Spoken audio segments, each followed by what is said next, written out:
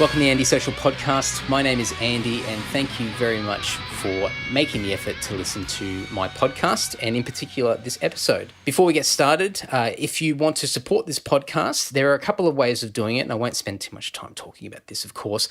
I am currently in the running, along with a number of other fantastic podcasts, to win a most popular vote for the Australian Podcast Awards. That is run by the Castaway Awards group, and you can go over to castawayawards.com.au and go to the popular vote section. There are a whole range of amazing Australian podcasts there, including yours truly, and it's very easy. You can vote for as many different podcasts as you'd like. There's a couple of fellow friends that have got podcasts there, including Pod Kembler and Screwins & Co. Breakfast Show. So definitely give them a vote, but check out some of the other ones there as well. There's so many that I wasn't even aware of that existed. So it's great to see that the podcast medium is growing and getting bigger and better. So you can get on there, vote for the podcast. That is a great way to give myself, this podcast, a little bit more exposure to more people. Other ways to do it is a very easy way is on social media, Facebook and Twitter and Instagram, and I think I am on Tumblr, but I never look at it really. It's sort of synced up to all these other ones that I use. But find me on social media, find the episodes, also on YouTube, of course. All the podcast episodes also are uploaded to YouTube, and share, like, comment, all those social media actions that we all do. One little click or a couple of clicks goes a long way to reaching more people. It shows up in more people's feeds on their smartphones or on their laptops and whatnot. So it goes a long way. Finally, if you want to do something a little bit more and you shop on Amazon, you can use the Amazon portal link on my website, which is andysocial.net. You'll see the Amazon portal link on there. And what it does, it takes you to the Amazon shopping page. Nothing changes about your shopping experience, but what does happen is that I get a very small percentage of what you purchase. It's a very, very tiny amount, but when a lot of you do contribute or do order via my special link on my website, it does add up, and it helps with the monthly podcast costs that I incur each month or each week or whatever it might be. I'm not big on the whole crowdfunding or asking for money or anything of the such. So this Amazon option is quite good because you don't have to actually spend any money to me directly. You just shop as you normally do. I just get a little bit of a commission for referring you guys to Amazon via my unique link. So that's there on andysocial.net if you do shop on Amazon. Moving along. This episode is one that I have been umming and ahhing about for the past 12 months. Tony Barber is somebody who, in my opinion, and I don't say this lightly, is an Australian icon. If you're an international listener, get onto YouTube, look on via Google. I'll have it, actually, go to andysocial.net. I'll have a bunch of different things in the show notes so you can get a bit of an understanding of who Tony Barber is and the career that he has had over the years. But he's an Australian icon. He has hosted a whole number of very popular Australian TV shows, The Great Temptation, Family Feud, and of course Sale of the Century here in Australia, and he's a gold Logie winner. He's also been heavily involved in radio for decades. He's also released music. He's a singer and a performer, which I actually forgot in our interview when I was talking to him. He brought it up and he completely forgot about it, and just shows how multi-talented Tony's been over the years and how many different aspects of, I guess, the entertainment and media industry that he's been able to spread himself across and be quite versatile, which is something that we touch on quite a bit in this episode. Now, I've ummed and ahed about speaking to Tony. I actually reached out to him about a year ago, and I did ask about doing a podcast episode, and he did show some interest, and then got a bit gun shy and just didn't follow through with it, and I let it go. And then since then I did read his book, which is one that's from a few years ago, but it's still around. You can find it pretty easily. It's called Who Am I? Tony Barber. And it's an autobiography of his life, and it's really, really interesting. And I spent some time reading it, and it was only recently that I looked back over the book as I was unpacking boxes here at home, and I went, right, that's right. Maybe I should should look at this again. And I went through and realized that there was quite a few things that I could ask Tony. And I really made an effort, as I have in the past, to try and ask questions from a different angle. I really wanted to get some perspective from Tony and just get some life lessons from him. And I mentioned this towards the end of the podcast, and you guys who've been listening to this podcast for the last year and a half will be well aware of my hunger to learn and the journey that I'm on, that I don't even know what path I'm on, but I'm always out there trying to talk to different people and learn and grow and be a better person. So I really went in with that approach with Tony, because Tony's done a number of things. He's had to go through a number of adjustments in his life, and also with my recent fascination with writing, him having written a book and as he mentions in the episode, having a lot of notes over the last several years, with many changes that have happened since the book has come out, which Tony touches on, has definitely influenced a lot of conversation in this episode, where we talk about writing and documenting and his approach or his reflections of that first book that he did write. So this is a pretty cool episode, and I was very nervous going into it, and you might be able to pick it up to begin with, but I'm really, really happy with how this turned out, and I learnt a lot, and it was great to talk to Tony, and hopefully I'll have a chance to speak with him again at some stage down the track and do another episode, depending on what happens down the track. But I really hope you enjoy it. I'll find out what sort of details Tony wants me to pass over, but as he mentions in the podcast, he is considering and putting together a website at some stage this year. That's one of his 2017 goals. So if you think he can help, or you might have some suggestions or feedback, I'm sure he'll be all ears to get some feedback from the general public. So that's about it. I'm going to stop dribbling. And if this is the first time that you've listened to this podcast, I'm very, very happy that you've made the effort to download this and listen to me ramble on. Hopefully you haven't fast-forwarded, because I'm about to kick into this episode. But thank you very much. And this is a great one to get started with my podcast itself. And I hope you stick around for future episodes and go back and listen to the old ones as well. And for all you guys that have been listening from day dot, thank you so much and enjoy. Here we go. Tony Barber. Tony. Eddie. How you doing? Good, thanks. Fantastic. All right. Well, I'm just going to dive straight into it, and I won't take up too much of your time. This has been a bit of an interesting one for me. I thought, I wonder if Tony would be interested in having a chat. So it's been really good that you've taken the time to sit down and have a quick chat to me. No problems. I read your book last year, and there's been quite a few things that I've picked out of it that either I've been able to relate to in my own life, or I've seen different things that to sort of linked into what you've been through over the years. And I just wanted to get a bit more of your perspective and just try and link a few things together if possible. Sure. Okay. I think what you should also know is that I've got another maybe book and a half in notes, because everything has sort of changed for me in about 2910.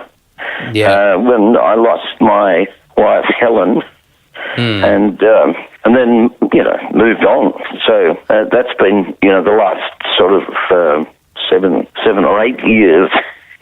Is a book on its own, actually. Absolutely. Have you got plans to put that stuff out later on? When I've got notes and bits and pieces, but so far I've been so busy living it. Yeah, of course. I haven't had a chance to document it. Yeah. Oh, absolutely. Well, I had a moment here in with my notes that I've written to talk to you about writing in general, and it'll probably tie into what you're going through at the moment with collating your notes and working out when the right time is and when you feel it's the best time to put it out. Yeah, absolutely. Well, I'll get to that in a moment. My background, or my grandfather migrated over here from Scotland in the I think it might have been the late 40s. So it would have been just after the Second World War. So I know that your family were from Northern England. Exactly. Yeah. And same time. And about the same time as well. Yep. So, and I know that I'm just reading some of your memories of growing up and obviously migrating here and trying to find your feet and find your way and whatnot. Obviously a massive although we're all sort of Westerners in the global sense, it's still a different culture and a community that you have to get used to and try and find your way. Oh, yeah. Absolutely. And with my grandfather was a traditional Scot, he didn't like conversation too much. He was a man of few words, a kind person, but very hard, and worked and lived a hard life as well.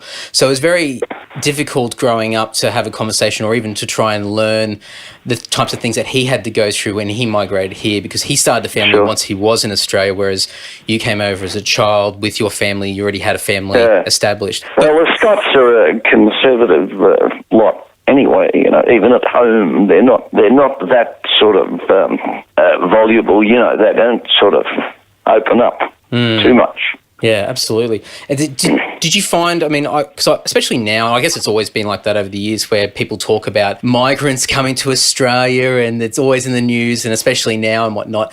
You having lived it growing up as a child coming here, obviously there would have been some tough moments of having to transition and be so far away from your roots. Sure. Yeah. Was there any particular moments or at times where you had to go through? Yeah, and I can actually, sometimes it takes, there's 2 or 3 sort of touchy points sort of come together. And I can remember distinctly, it was the first sort of playground fight I ever had, and I'd said something to some kid had said something to me, but I can remember distinctly, my dad was in hospital with, I don't think they have them anymore. It was something called a double quinsy. It was a really serious sort of throat ailment. And my mother was all upset, I'd gone to school that day, and so, I didn't take kindly to something this kid said about, sending you up for the way you talked or something. So I beat the crap out of him. As you do. Yeah. But, generally speaking, I think as children, you are a little bit bulletproof, You sort of haven't learnt that much to be too sensitive or offended, so you just you bounce off, and if you've got a couple of mates in the playground or the neighbours' kids, you're just off and into it. And I think that's probably pretty much the same for, say, Palestinian refugees, kids. Apart from anything else, they pick up the language so quick. They really do. They become part of the scene really quickly. There's an incentive to do that. Of course. Because if you don't, that's when you do get it. Sink or swim. Yeah, exactly. Yeah. So you probably, from your perspective, it probably would have been a lot harder for your parents, so to speak, to adjust when they came here more so than yourself, because you're a lot more adaptable to your surroundings. Sure, except that they both worked, they were working class people. My old man was a bricklayer, and Mum had worked in England, I think in cotton mills, in Lancashire. And she went to work in the West in the biscuit factory called Mills and Wares.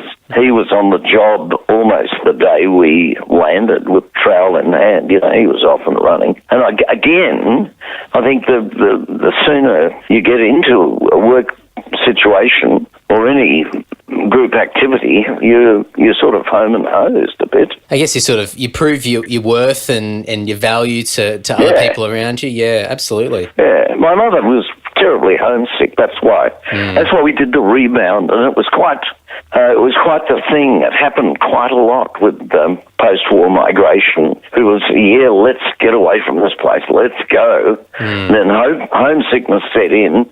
Let's go back. But you've seen enough of, the quality of life and the availability of food and everything. England was still sort of rationing till into the early 50s. Yeah.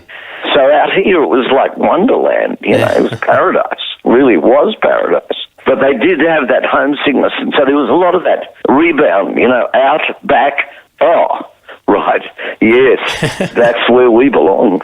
Oh, absolutely. And just given your means of communication, the way that you had to travel to get here as well, the distance would have seemed so much further than what it feels like for people these days with the different communication that you have. Oh, look.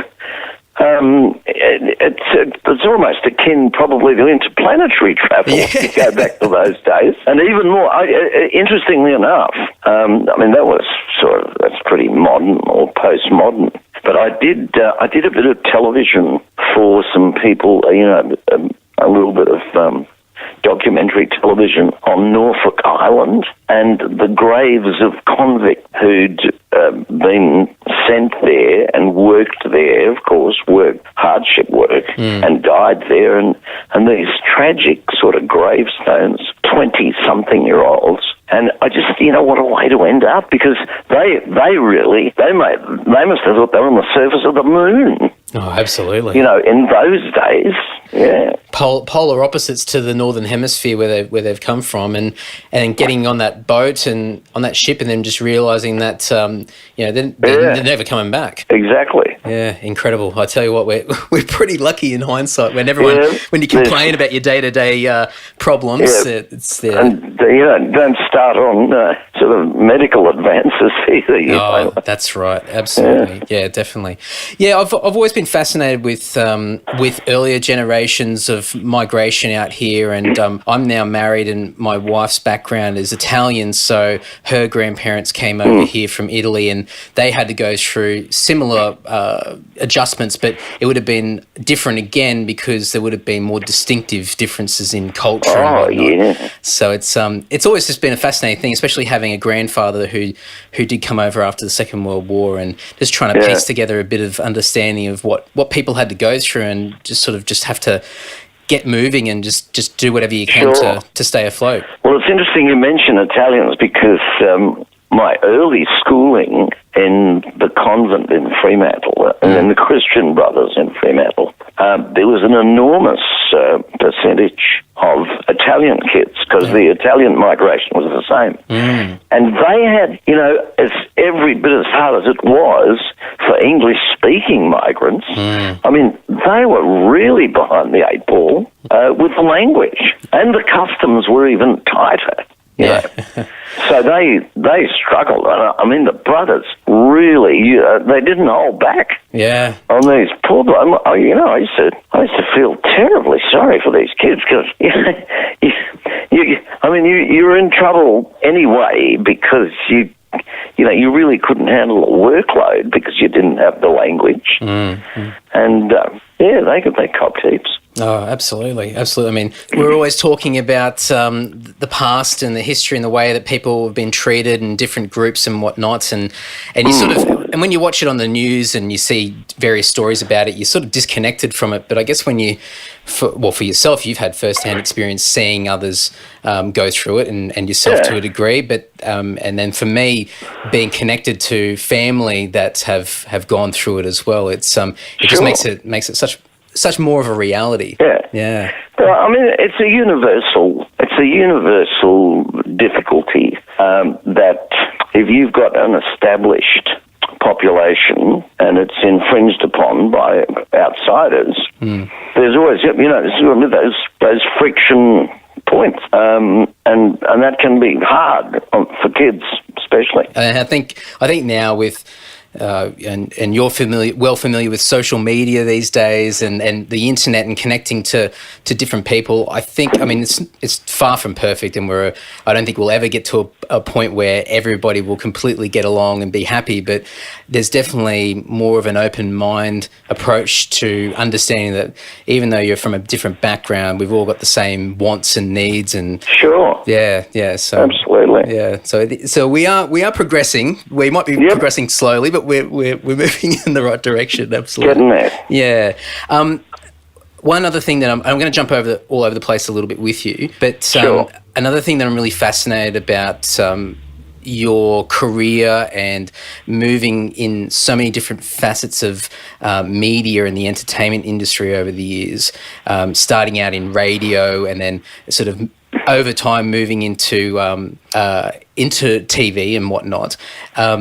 I just get the sense along the way that you've had to, and you wrote this in a couple of places in in your last book, where you had to sort of almost not reinvent yourself, but just redefine yourself to try and ensure that you're staying ahead of the pack. To try and, I mean, especially when you've had to go for a career change and change a change of environment, and sometimes it was an unexpected change, and you've really had to sort of dig deep. And I think now people talk about freelance work and everything these days is such a big hot topic, and people are losing jobs and whatnot, and it gets talked about quite a bit. But I think it's always been there, and you've seemed to be someone that's had to go through these stages, like a lot of other people, of course. But how did you have to approach each time when you had that next chapter, where whether it was unexpected or you did see it coming to an end, you had to go to that next stage? Well, I mean, that's the sort of, it's the nature of the entertainment business to seek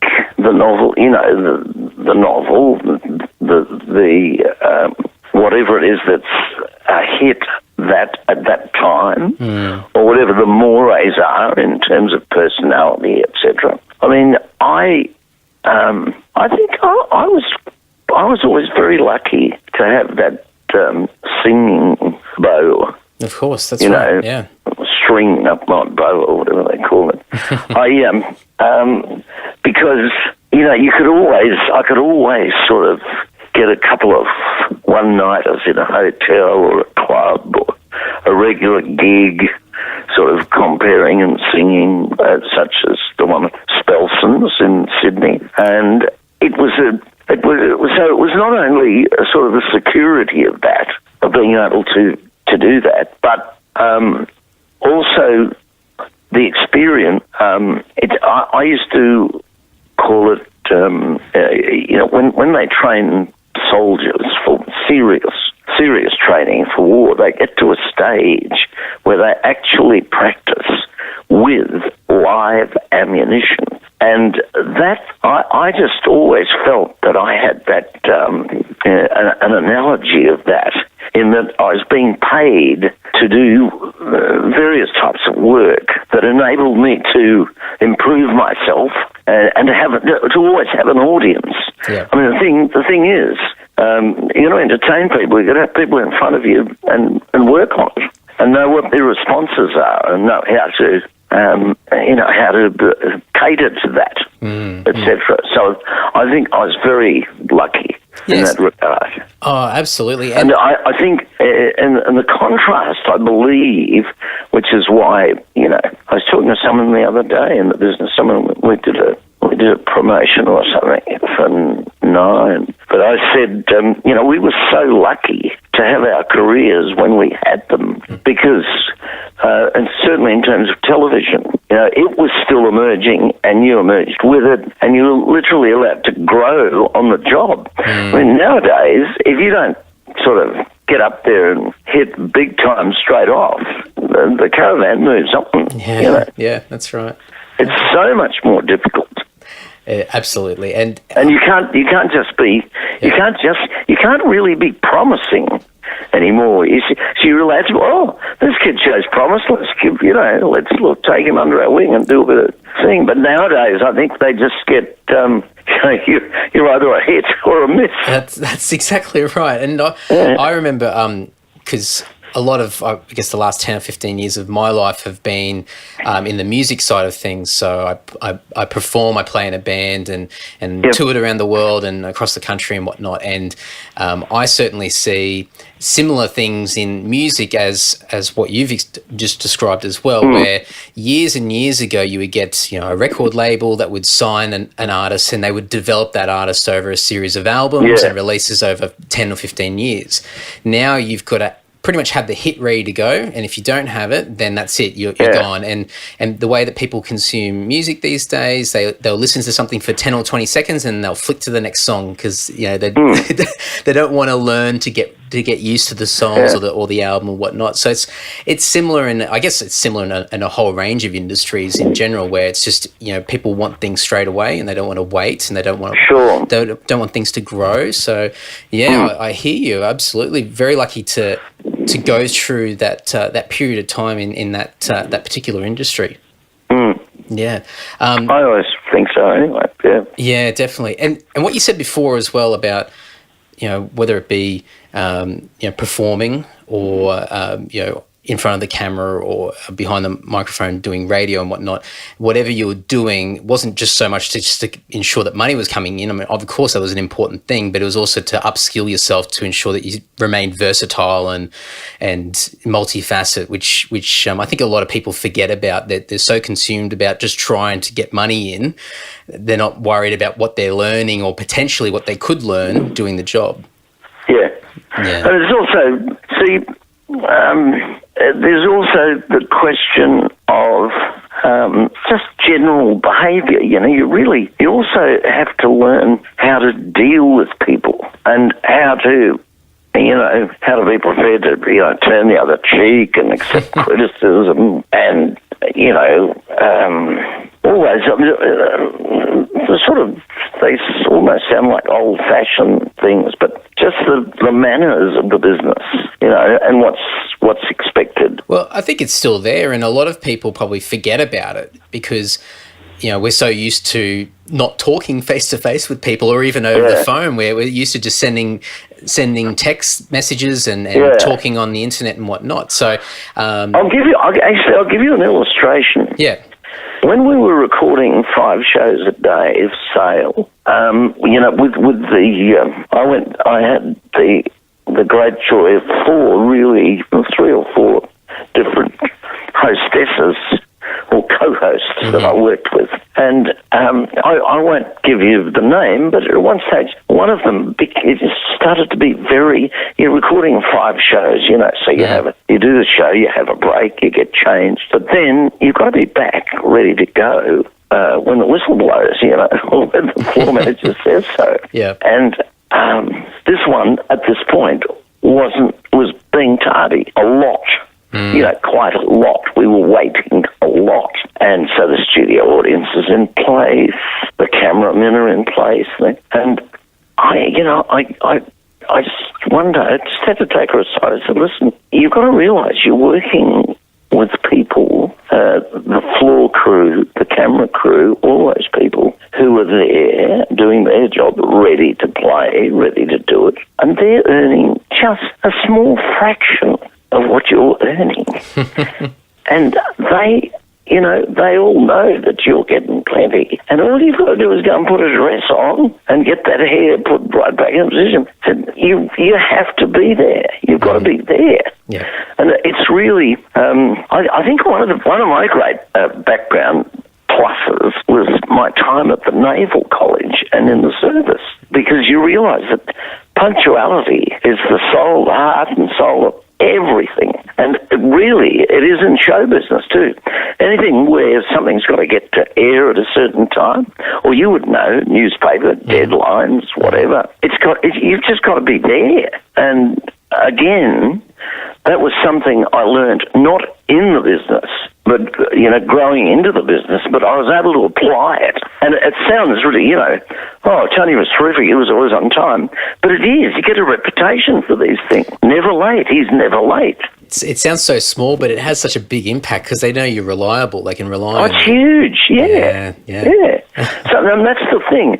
It's the sum of those total small things all adds to the business. No, absolutely. Did you, just not so much on that example, but it just made me think about, you would have had to have worked alongside or been in the vicinity of many different people, of many different personalities and attitudes and whatnot. For you, and I've always seen you, and this is from the outside, of course, as somebody that's extremely versatile socially, who's able to pick up a conversation very quickly and adapt to different personalities and whatnot. And I think that's obviously what's made you a great host over the years and done all the things that you've done. But for you, have you come across or had those situations where you've been either working with somebody or whether it's an audience member or anybody that has been very difficult or very short, you're not getting much out of them, but you need to try and pull more out of that person? Have you had those experiences? I must say, there's always a bit of a joke between me and the production staff at Grundy's, because they would go to enormous lengths to select the contestants. But no matter how hard they tried, every, 5 or 6 shows. You get someone who, wasn't very good with the questions and the answers, and B, the personality wasn't there, or their ability to relax and be themselves wasn't there, I used to then work terribly hard on trying to elicit or make them more comfortable in commercial breaks and so forth. You have a chat, but you've got to be very careful with that, because you don't want to sort of make it obvious that they're not. That's right. The pressure's on through. Now. Yeah. But so it's very difficult. That's sort of at that level. Otherwise, when I got into the business, I was I sort of moved pretty rapidly early on, and God, I found myself doing things like a telethon and sitting in the green room waiting to go on with all sorts of people who were big names to me, and Graham Kennedy was there one time, and so there was a lot of anecdoting going on, people telling stories, and what about the time, and I sort of, I was attempting to be part of it. Oh, I remember it, and then someone else had come over the top of me, and Graham, in front of everybody, actually, Graham said, Tony, let me tell you something. If you're going to be in this business, just when you start talking, just talk loudly and don't stop, or no pastor will ever listen to you. That's some good advice. And it's like that, So I often think you could write a marvelous play about the green room, the back room for people. Well, just with so many personalities, and everybody's sort of that extrovert in a way that, and as you said, everyone's trying to get their voice across and whatnot. So it'd be very competitive in some ways. Well, in those days, with me, it was a bit. I was a bit like a sort of a puppy trying to play with the big dogs. Trial by fire.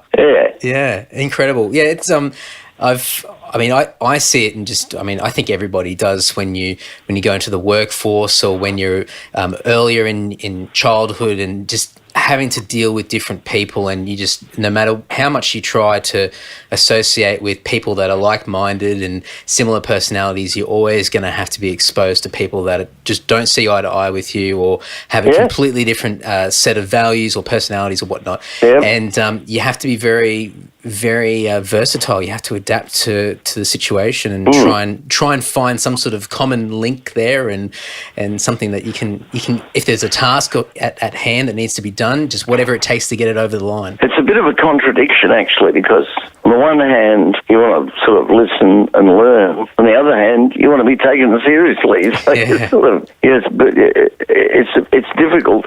You can easily be torn. Oh, absolutely. And I guess, the only thing that's really going to help is just time, really, experience and time. Yeah. Making a fool of yourself multiple times, but eventually it all falls into place. Yeah. Well, interestingly enough, when I left Perth for the big move east, I used to work with this old band leader, Ron Jenkins, and I was the band crooner, and now I was going over east to try and, make a name for myself. And so it was a move forward, but he said, we had a bit of a party the night I sort of left the gig for the last time. He said, now, you just remember, he said, you're off and running now, you're going off to this different life. He said, just remember, you're going to meet the same people on the way down that you met on the way up. So just remember that when you're going up. And I always used to think about that. Yeah. So be polite, be punctual. It's common sense things, but then sometimes they're not very common with a lot of people. That's right. Yeah. Well, that's what I mean about it being a contradictory business. Yeah. Because on the one hand, you're meant to be a little bit of the shining star. You're meant to be out there. on the other hand, you're in a working situation where you've got to fit in with other people. You would have had to build quite a bit of resilience to deal with I guess, different egos and different personalities, but also because you're either in front of a camera or on a stage, and you're associating yourself with these people they're extroverts and all trying to do similar things to what you're doing. I would assume that you're constantly being judged by people around you. You're being compared to other people. So I'd assume that you'd have to get some thick skin very, very quickly in an industry like that. Oh yeah, absolutely. But I think there's less danger in that than being too overawed. Yeah. You know, it's because early on it's easy to look and just think, God, I'll never be able to do that. I'll never be able to do that. How can they do that? Look at him sitting there doing that, cracking gags and things. I remember when I got the my first sort of radio thing was 6G Geraldton, did the audition, had the voice, did the thing, got the gig, and this is 300 miles north of Perth. And I went in to the studios, and the boss said, "Now you'll be starting in afternoons next Monday, but come in. We've got one of our top, Vic McCabe's on air at the moment. He's doing morning." And these are the days before cartridges and all sorts of things that made radio announcing certainly a bit easier. Because in those days you had 5 turntables. And the commercials were on sort of extended play 45s, and you had the needle in the right one ready to go, queued up, that tape recorder behind you with something else on it, microphone switch in front of you, So here's this guy, doing it all and working, like a one-armed paper hanger, and having something terrific to say all the time, or smoothly. And I just looked at it and just thought, I almost cried. I was almost going to say, "Look, I think I've put my foot in it here. I didn't know it was going to be like this." But I didn't. I said, "Is there another studio, where we can just practice some of the things?" She said, "Oh yeah, we'll give you a few hours before you go on." But it was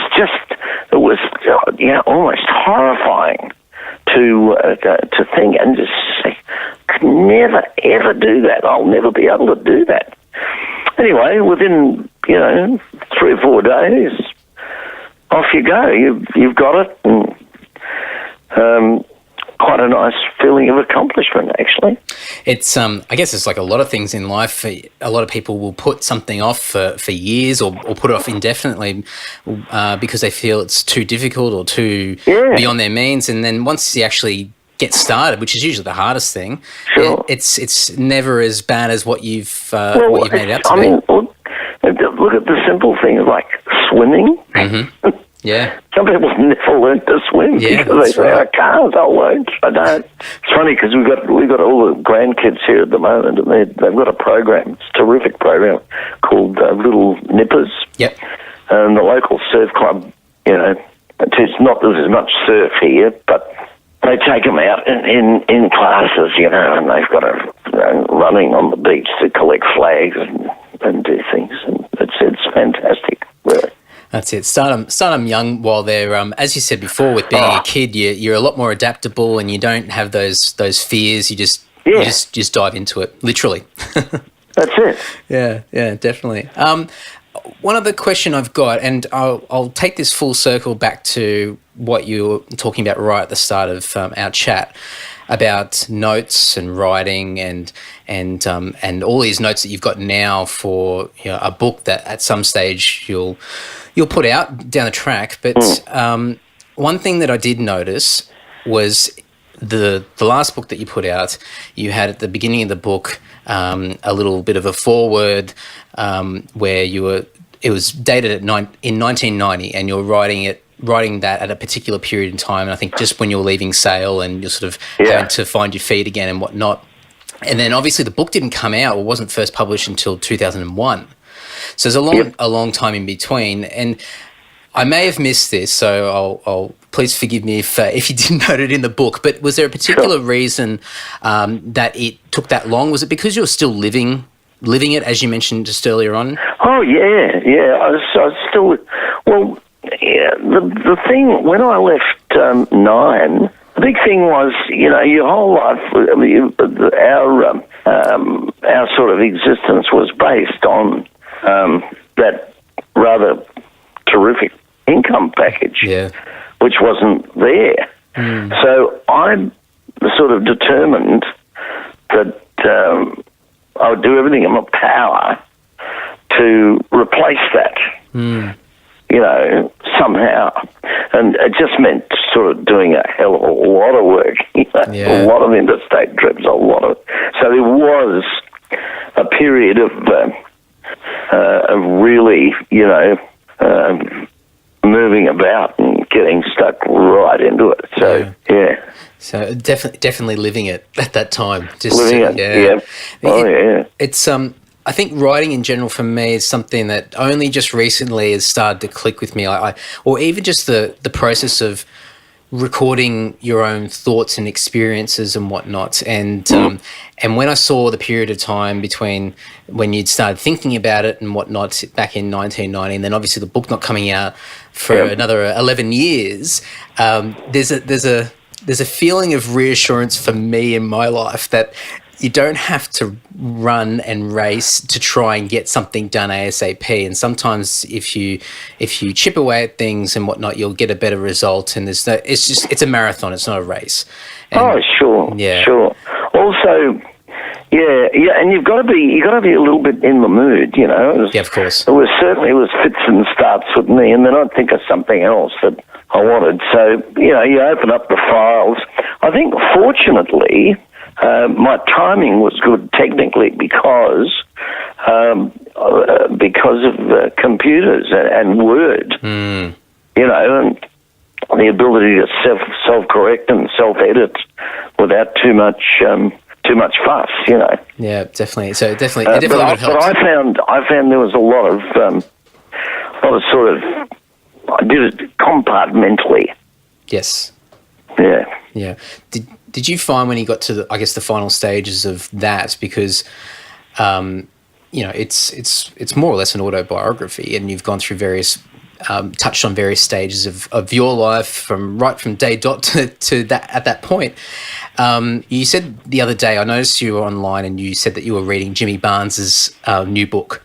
Yeah. And you made a comment about some of the stuff that he was writing about it from his childhood and whatnot. And you really, I guess, from somebody that, and you would no doubt be able to relate to this, that somebody that just, when you're writing with the purpose of, I guess, at some stage it being published, you're really putting yourself out there. You're taking down any shields, and you're really making sure, people will discover who you are and the essence of who you are.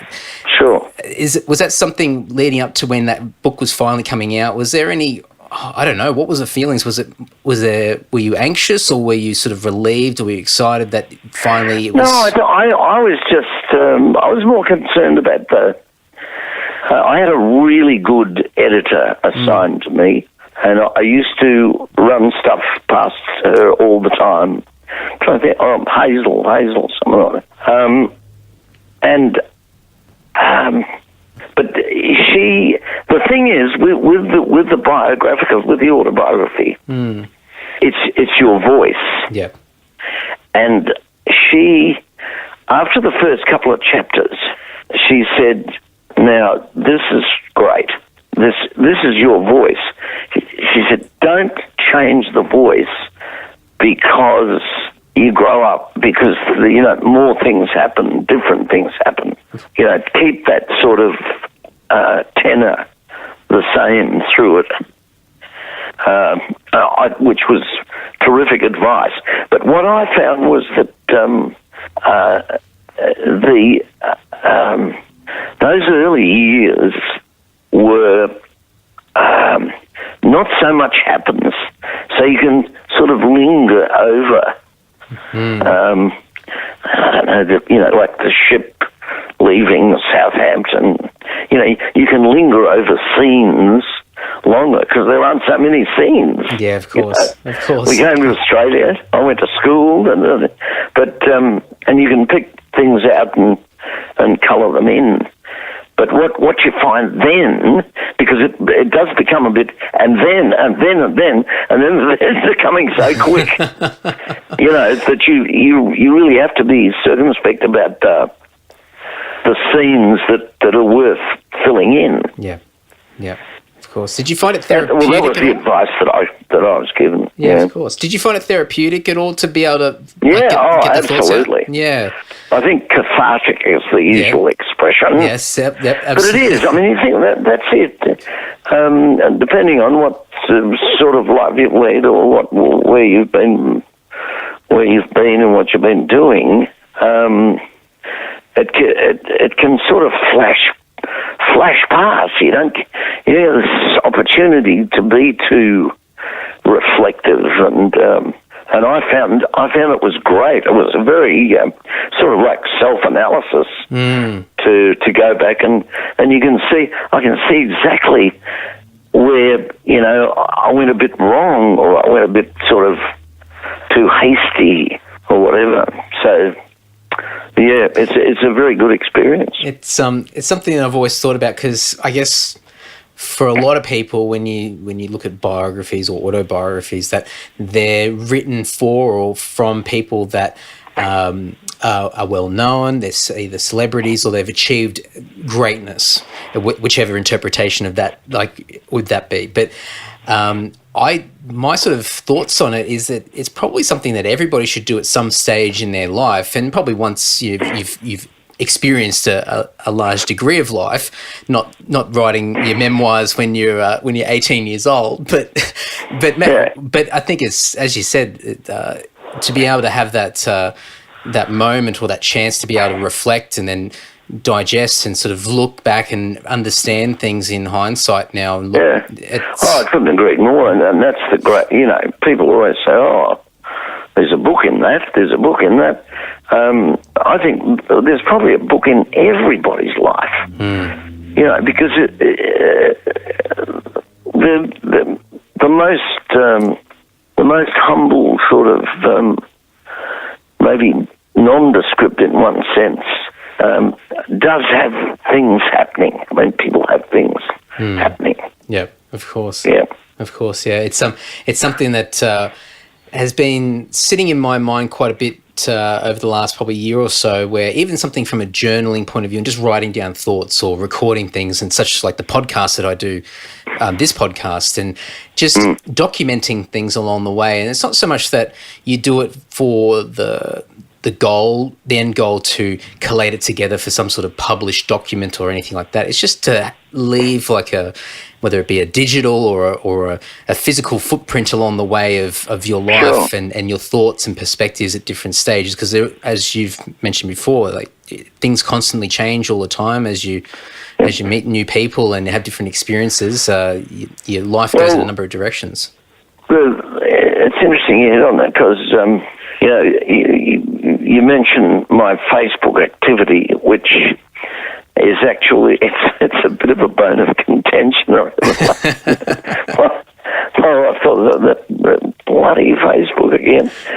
But I see my ambition for this year is towards the end of the year to establish a website.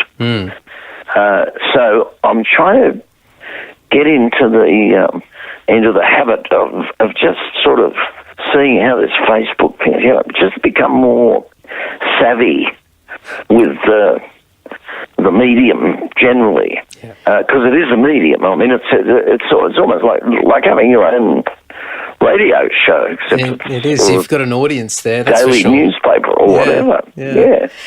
So I'm sort of learning as I go.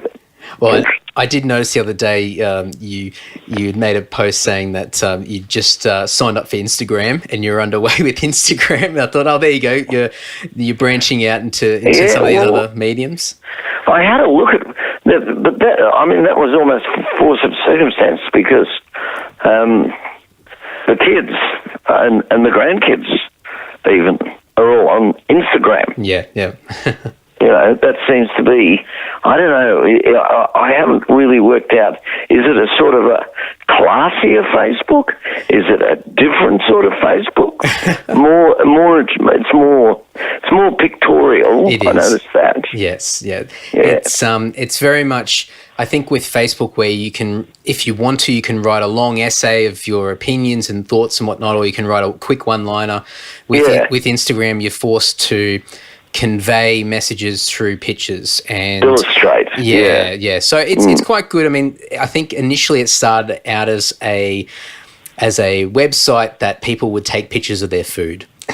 And it was about as deep as that. And over time, people use it for their travel photos and just their day-to-day happenings. So sometimes it's quite interesting to follow certain people because you can see stuff that would normally be very mundane and boring ends up being quite interesting. You know, they'll take a photo of them, you know, at the supermarket, or they're going off to do something. They're at a restaurant, or they're interacting with different people, day-to-day business. And it's almost like a candid look into somebody's life. And I guess that's what Facebook's can be like as well. So it can be good and it can be bad. The interesting thing is, it's such a terrific tool. I mean, Kirsty, my wife's got 5 children. Each of them has 3 or 4 children. Yep. Some of whom are getting quite grown up now, even the grandchildren. And they're spread around a bit. And so even just the thing of informing and it started as a joke. Oh, the only time I ever hear from someone is on Facebook. But once you start, you're probably having more communication than you've had the previous 10 years. Oh, absolutely. Without Facebook. Yeah, that's right. And it's funny because I've got my mum on Facebook, and I will get messages, or every once in a while we'll have a phone conversation, and she'll start bringing up things that I've said or done on Facebook, and she can see what I'm doing. I'm going, how did you know about that? I go, oh, that's right. She's stalking me on Facebook.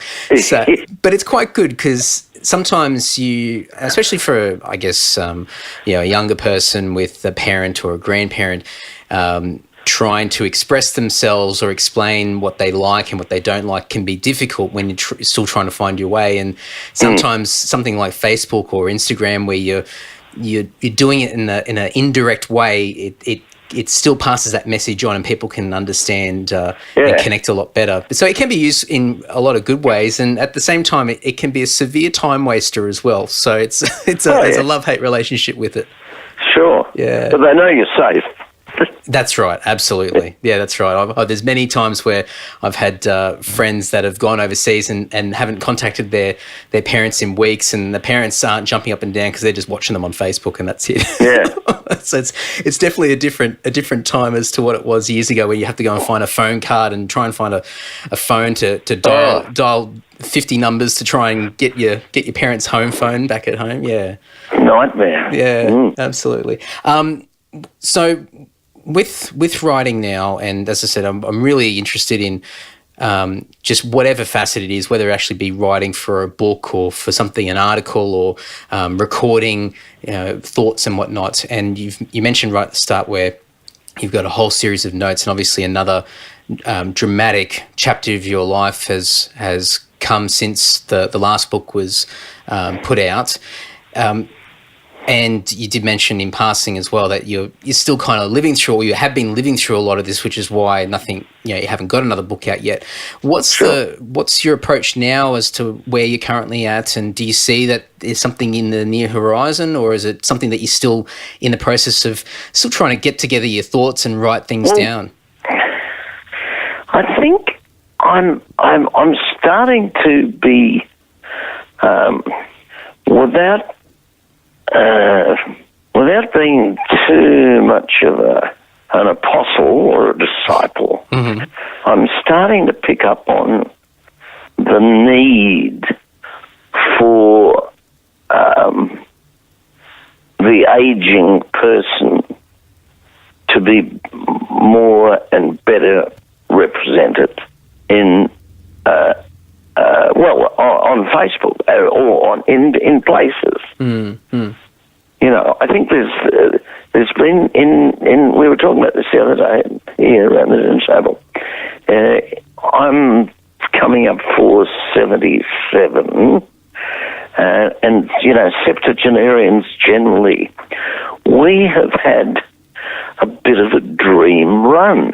Missed the Second World War, too young for Vietnam, mainly.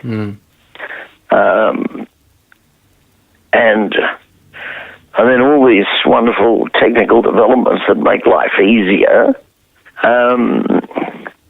Generally speaking, certainly in Australia, great quality of life, good, pretty good across the board, wage, the opportunity to earn money if you work. So I think we've had a pretty good run. The question is, how do you give back? I had many years with the Variety Club, which was I'm still a member, but I mean it's a terrific concept, to help handicapped and sort of not impoverished, but kids that do it hard, especially in a city and so forth. Yeah. And it's that sort of the element of service and giving something back. At the same time, I'm also aware that my energy stocks are, I wouldn't say rapidly depleting, but they're sort of they're in slight slow decay. So it's just balancing yourself out and still hoping to do some good. And I think that probably the best way to do that is on a local basis. Yeah. So I'm just looking at a few things around this neck of the woods that I can do. But generally speaking, I want to sort of show some sort of good example to the littlies coming along. Yeah, absolutely. And I think... sorry. Keep body and soul together. That's right. But I think, people are always saying, "Oh, geez, you've got to keep active. You've got to keep the brain active." I'm sure of that. Yeah. And that's why I think Facebook is a really good thing for that, and computing generally. Now, if I can just make the bloody television work.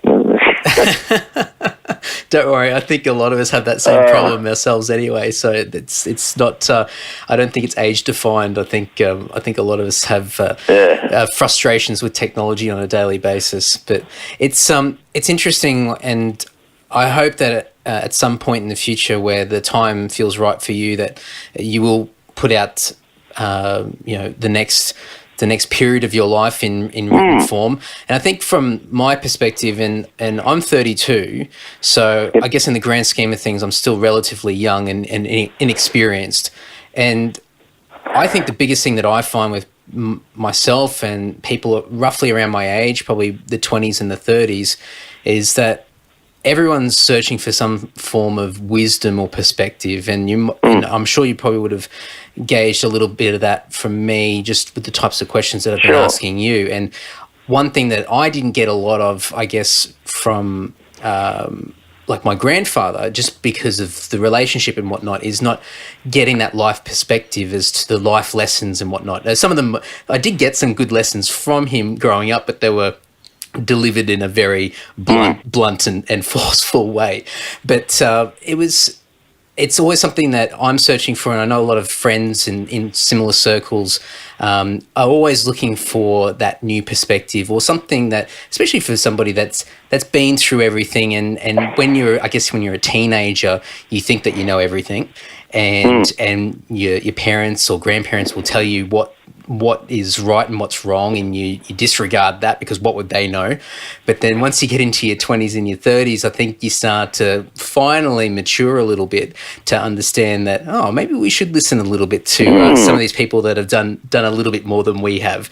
And so when I read books and I'm sort of ingesting information and whatnot, I'm always searching for, you know, some sort of life lesson or a perspective or just a little bit of learnings there that will just make me go, maybe I can just calm down a little bit and slow down in life, or maybe I need to, in some parts, give myself a kick up the rear end or whatever it may be.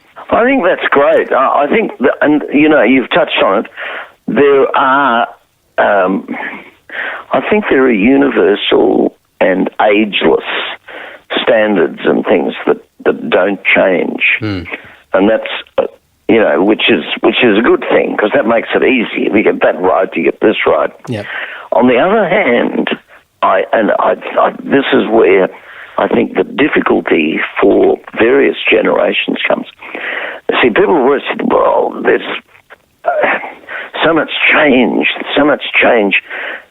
The thing is, there's always been change, but it used to be ever so slow. You know, the difference between going into town, doing some shopping, and having lunch in between 1910 and 1950 wasn't that great. But between 1950, from then on, you get this the acceleration of change. The change comes more rapidly. Yeah. And that's what your generation and the one following has to put up with, even more so. Yeah, yeah. You know, because the rapidly developing technology and everything, and the mores, you know, the social mores are unbelievable. I mean, you know, again, we were talking about this the other night. The kids' language, you know, that's the old favourite. Oh, my mum would have smacked me over the back of the head for that. You know, but it's different now.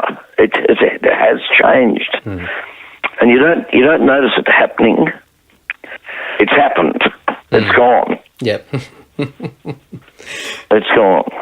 And it's funny now because, I mean, I've seen that even from when I was growing up versus now, and the way that words have changed and the things that it appears that people can get away with saying versus even when I was a kid, and that wasn't too long ago. So it continues to change. But the funny thing that I see, and I think a lot of people miss it, is that I think the intention behind some words and some language changes. So a word that in the past may have been frowned upon or absolutely blasphemous to say because it had, you know, the intention behind it was so severe, versus that same word being said these days is said with a different type of intention, which is probably why in some circles, not all, has been a little bit more accepted and adapted into everyday life. So it's interesting how well, I mean, you could say we've evolved, or if some opinions it might say that we've devolved. We've gone the other way, the way we devolved. Yeah, yeah. But it is interesting, and something that I always see. You know, I'm always, as I said before, I'm always searching for lessons and perspective and learnings to be a better person, and not having to wait until it's too late and then go, oh geez, I should have listened to somebody else, and I should have actually taken in a bit of my surroundings. And I'm sure that if for my grandfather, and taking this full circle, if he had Facebook and he was sort of around where, you know, this period now where a lot of people are jumping on, it's not just the younger generations that are using it, that it would have been interesting to see how those perceptions and relationships with not just me, but entire families, with multi-generations all interacting on a completely different platform as opposed to what it's been in the past. So it's it'd be interesting to see what my generation and the generation after me, younger generation, will be like when we're at an older age, and who knows what the hell we're going to have to deal with as far as communication's concerned. And whether it's going to be the same teething problems, growing pains, and having to adjust and communicate. But it's going to be very interesting to see what happens. Yeah, but you make a very good point. I mean, it doesn't matter whether you're a grandparent or sort of 4 or 5 year old learning how to be that. That has all changed. Yeah. You know? Yeah. I mean, it was so set in stone for so long. This is how you behave. This is what's expected of a senior member of the community. This is what's expected of a school child. This is what, and everybody knew what those sort of demarcation points were. But they've moved the goalposts dramatically. Definitely. And I'm sure that you would have seen this growing up with your parents and your grandparents, with the perception of them as being they've experienced everything, they know everything, and they're not to use the word in a negative context, but stubborn in the sense that there's nothing more that they need to learn. They don't need to know what you're up to and what you're doing and what's interesting and what's new and what not. They've worked out everything that needs to be worked out, and end of story. Yep. Yeah. And brooking no arguments. That's right. Yeah, definitely. This is the way it is. Yeah. And even, I mean, I'm sure. And school teachers too. Yes, definitely. Oh, school teachers, absolutely. And whenever I came across somebody, or as I got older and became an adult, and conversed, or I had my relationship with my parents changed, because suddenly we were having conversations which wasn't just, a father or a mother and son. It was more of there was more common ground. So then you started to see a different side to your parents, and where they were a little bit more open-minded about things. They were trying different things and getting out there. It was almost like when my brother and myself finally moved out of home, and suddenly it looked like they'd gone back 20 years to their early 20s and just started partying and having a great time. And I thought, I didn't know that they were like that, or that they were ever like that. And so, but it's interesting, because we always have these perceptions of, I guess, generations and what people should be or what we expect them to be, and it's never always the case. Yeah. Absolutely.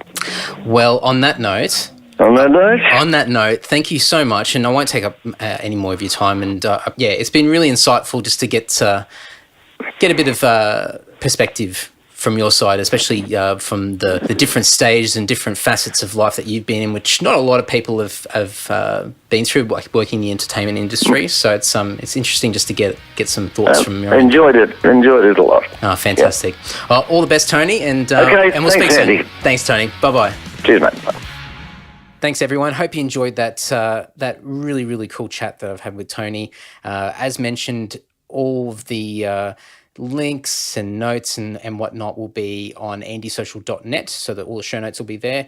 And as mentioned to the international listeners, and I know I've got quite a few of you that tune in each and every week, there will be I'll find some good YouTube footage and some various stuff that I'll sift through on the internet and see if I can find some things to put in the show notes there, just so you can see a little bit of, it's a bit of Australian history, to be honest. I mean, television here, we were a little bit slower picking it up compared to the United States or other particular countries, and TV up until recently has just been a very standard part of life with a lot of, as with a lot of Western countries. But growing up for me, I grew up watching Sale of the Century, and my parents certainly were heavily exposed to Tony Barber's career, and he was definitely a part of the household for millions of people across Australia for decades. And he's still somebody that's held in high regard and respected in Australian culture. It's so weird to say, but he really is an Australian icon. And I hope that you've got something great out of that episode. And if you've never heard of Tony before and you listened to that, I hope you really enjoyed it. And definitely reach out, as I always say to other other podcast episodes. Reach out to the guests who take the time to have a chat, and I'm sure they'll appreciate it. As said, there's heaps of ways to support the podcast, but the best way is just to share stuff around, spread the word, and the fact that you guys are even listening to it is support in itself. So thank you so much. You can also do a rating and a review on iTunes as well if you're using that podcast app or using iTunes itself to listen to the podcast. That always helps. And if you want to make contact with me, I'm on pretty much every social media platform that you can think of. I'm sure there's heaps that I'm not on, but it feels like I'm on almost all of them. So just search for Andy Dowling or Andy Social Podcast and you'll find me pretty easily. I'm always up for suggestions of people to talk to. So I'm doing a lot of traveling around the country this year. So I'll be on the prowl for people in all capital cities. So if you have suggestions of people, and not just Australians, but people overseas as well, I'm all ears. I'm always looking for people of all walks of life and from different industries and different stories to tell. And it doesn't have to always be about success and achievement and whatnot. It's all about just learning from experience. And sometimes people have got everyone's got a fantastic story to tell. So, and that's part of what this podcast is all about. So enough of that. Thank you so much. Spread it around, and I'll have another one up next week. Take care, guys. Bye-bye.